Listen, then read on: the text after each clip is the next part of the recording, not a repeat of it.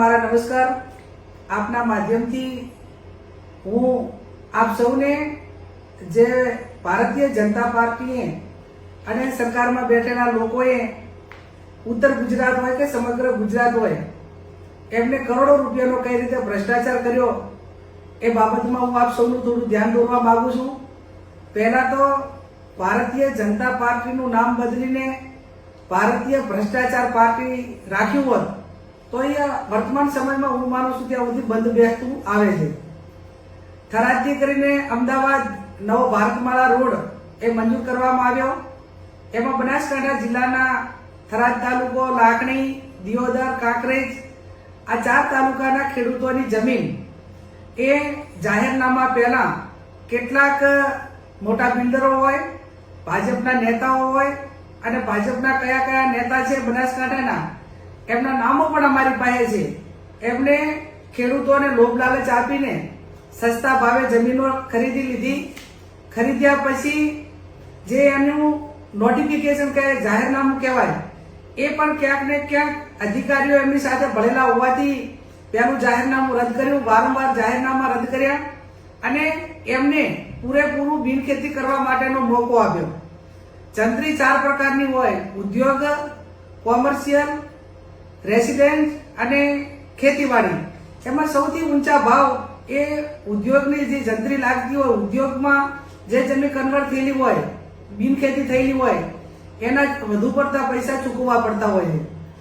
આ 4 તાલુકાની અંદર જે ભાજપના કાર્યકરો હોય, કાર્યકરો તો નહીં પણ મોટા માથાઓ હોય, એમને 70 વીઘાથી પણ વધારે જમીન એ ક્યાંક રાતોરાત ખરીદી છે અથવા તો જે ખેડૂતના નામે હતી એ નામે બિનખેતી કરાવીને એની પાસેથી કોરા ચેક લઈને એની સાથે ચીટિંગ કરીને કરોડો રૂપિયા આ રોડ નવો બનાવવાની અંદર ભ્રષ્ટાચાર આ વર્તમાન સમયની અંદર આ દરેક નાગરિકો અને અમારા બધાની સામે નજરની સામે આવ્યો છે। આ બાબતમાં ખેડૂતોએ અમારું ધ્યાન દોરતા એને વિગતથી ઊંડાણ ઉતરીને અમે તપાસ કરી તો એની અંદર 1500 થી વધારે વીઘા જમીન એ ખેડૂતોની કપાય છે। તો માત્ર ખેડૂતોને 1500 વીઘા જમીનનું વળતર 4 તાલુકાના ખેડૂતોને 50 કરોડ મળે અને જે બિલ્ડરો છે એમને જમીન ખરીદી અને બિનખેતી કરાવી દીધું ઉદ્યોગમાં તો એમને 350 કરોડ મળે। એટલે ક્યાં 1500 વીઘા જમીન અને ક્યાં 70 વીઘા જમીન। આ તો માત્ર બનાસકાંઠાની વાત છે।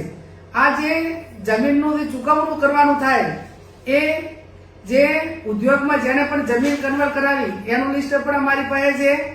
બનાસકાંઠાની અંદર કેટલા ખેડૂતો આવે એ પણ લિસ્ટ અમારી પાસે છે અને જે પ્રાંત અધિકારી હોય, કલેક્ટર હોય, મહેસૂલ વિભાગ હોય, જે ભારતમાળા રોડના અધિકારીઓ એટલે નેશનલ હાઈવે ઓથોરિટીના અધિકારીઓ હોય, આ બધાએ એની મિલીભગતથી એક વહીવટી રીતે ક્યાંય પકડાય નહીં અને ગુજરાત સરકારના પૈસા એટલે નાગરિકોના પૈસા એ આ રીતે ભ્રષ્ટાચાર કરીને જે નાગરિકોને પોતાની સુવિધા માટે વાપરવાના હોય, આરોગ્ય હોય, શિક્ષણ હોય, ગામથી ગામને જોડતા રોડ હોય અને અનેક સુવિધાઓથી ગુજરાત વંચિત છે। અને આજે આવા રોડ બનાવવા માટેનો હાલ કોઈ ડિમાન્ડ પણ ન હોય અને જ્યાંથી ભારતમાળા રોડ નીકળે છે ત્યાંથી કોઈ નથી સિટી એરિયા આવતો, નથી કોઈ ઉદ્યોગ માટેનો કોઈ ઝોન આવતો કે કોઈ માત્ર ને માત્ર ગ્રામ્ય વિસ્તારની ખેતીની જમીન ઉદ્યોગોના નામે આ રીતે ખોટી રીતે બિનખેતી કરેલી છે। હું આપના માધ્યમથી જે માત્ર બનાસકાંઠાની આ વિગત છે પણ હજુ તો બનાસકાંઠા પછી પાટણ હોય, મહેસાણા હોય, ગાંધીનગર હોય, અમદાવાદ હોય તો ઉત્તર ગુજરાતના 5 જિલ્લાની અંદર એક જ રોડની અંદર 3 થી 4000 કરોડનો ભ્રષ્ટાચાર એ આ રોડની અંદર થવાનો છે। અને આને આ રીતે જેમ બનાસકાંઠામાં જે રીતે બિનખેતી કરાવી આવીને આવી પાટણમાં પણ છે, ત્યાં મહેસાણા, ત્યાં ગાંધીનગર અને અમદાવાદ। આ બાબતનું ધ્યાન એ ગઈકાલે કેન્દ્રીય મંત્રી નીતિન ગડકરી સાહેબને મળીને એમને તમામ વિગતો આપી છે। કેન્દ્રના જે સેક્રેટરી ઉમાકાંત કરીને છે એમને પણ મળીને રૂબરૂ મુલાકાત લઈને આ તમામ વિગતોથી માહિતગાર કર્યા છે। ત્યારે અમારી પોતાની માગણી એટલી જ છે કે આ રોડની તપાસ એ કેન્દ્રની ટીમ મારફત થાય ને એમને વિજિલન્સ કમિટીની રચના કરીને તપાસ માટેની પણ ખાતરી આપી છે. અને બીજી અમારી માગણી એ છે કે આ જે કરોડોપતિ લોકો છે એમને ખોટો ભ્રષ્ટાચાર કરીને આટલા લાખો કરોડો રૂપિયા એ રાતોરાત સરકાર પાસેથી લઈ લીધા હોય અને ખેડૂતોને વર્તમાન જે જમીનનું વેલ્યુએશન છે, માર્કેટ ભાવ છે, વર્તમાન 2025 ની જંત્રી છે એ પ્રમાણે પણ આપવામાં આવતા નથી. એટલે આ બાબતમાં આજે 500 થી 600 ખેડૂતો એ બનાસકાંઠા કલેક્ટરને આવેદનપત્ર પણ આપવાના છે, એ માગણી પણ કરવાના છે. અને માગણી કર્યા પછી અમે અપેક્ષા રાખીએ છીએ કે આવા રોડ બનાવવા પાછળના જે કરોડો રૂપિયાના ભ્રષ્ટાચાર છે એને રોકવાની જવાબદારી એ સરકારની છે. આમ તો મક્કમ ને મૃદુમ સરકાર અને દાદાના જે બુલડોઝર છે એ ગરીબો ઉપર ફરી વળે. કોઈકને શિક્ષણ માટે 1 વીઘો જમીન જોતી હોય તો ના મળે, પણ આજે મહેસૂલ વિભાગ એ સીએમના પોતાની પાસે વિભાગ હોવા છતાં આજે મહેસૂલ વિભાગ મારફત એનું ચૂકવણું થતું હોય અને કલેક્ટરને પ્રાંત અધિકારી મારફત આવી ખોટી જમીનો એને થતી હોય અને છતાં પણ સરકાર ચૂપ રહેતી હોય તો હું માનું છું ક્યાંક ને ક્યાંક એ તમામ આ ભ્રષ્ટાચાર કરવામાં એમની સાથે સંકળાયેલા છે, એમની મિલીભગત છે. હું આપના માધ્યમથી અને મીડિયાના માધ્યમથી વારંવાર આ બાબતમાં ખેડૂતોને ન્યાય મળે એ બાબતનો અવાજ ઉઠાવ્યો છે. અમે સડકથી કરીને સંસદ સુધી આ બાબતમાં ખેડૂતોને ન્યાય અપાવવા માટે લડીશું. અને ભારતીય જનતા પાર્ટીના જે આગેવાનો હોય એ આમ તો બહુ મોટી મોટી વાતો કરે કે અમે લોકોની સેવા માટે જાહેર જીવનમાં આવ્યા છીએ, પણ તમે કોની સેવા માટે કરીને આવ્યા છો એ આ ભ્રષ્ટાચાર ઉપરથી નક્કી થાય છે.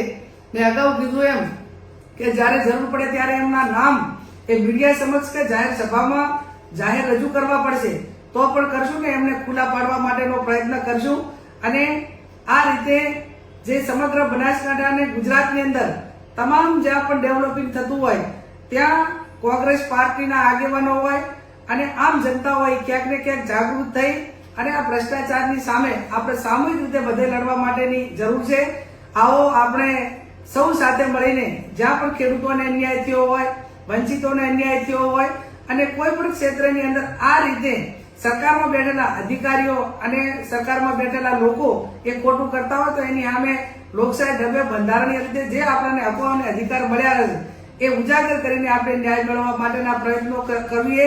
અને આ બાબતમાં જે રીતે લડવાનું થતું હોય, ક્યાંક જ્યુડિશિયલ રીતે લડવાનું થતું હોય તો પણ એના વકીલો રાખી અને એનો અવાજ હાઈકોર્ટ સુધી જાય અને ક્યાંક ને ક્યાંક ખેડૂતોને ન્યાય મળે એવા અમારા પ્રયત્નો રહેશે. આ બાબતમાં ખેડૂતોને પણ હું ખાતરી આપું છું કે જ્યારે પણ જરૂર પડશે ત્યારે સમગ્ર કોંગ્રેસ પાર્ટી અને અમે બધા જ તમારી સાથે છીએ. તમારી હકની લડાઈ લડવા માટે અમે તૈયાર છીએ. આવો આપણે સૌ સાથે મળી ભ્રષ્ટાચારીઓને ખુલ્લા પાડીએ અને આપણાને થયેલો અન્યાય એ આપણે ન્યાય મેળવવા માટેનો પ્રયત્ન કરીએ. આપ સૌનો આભાર.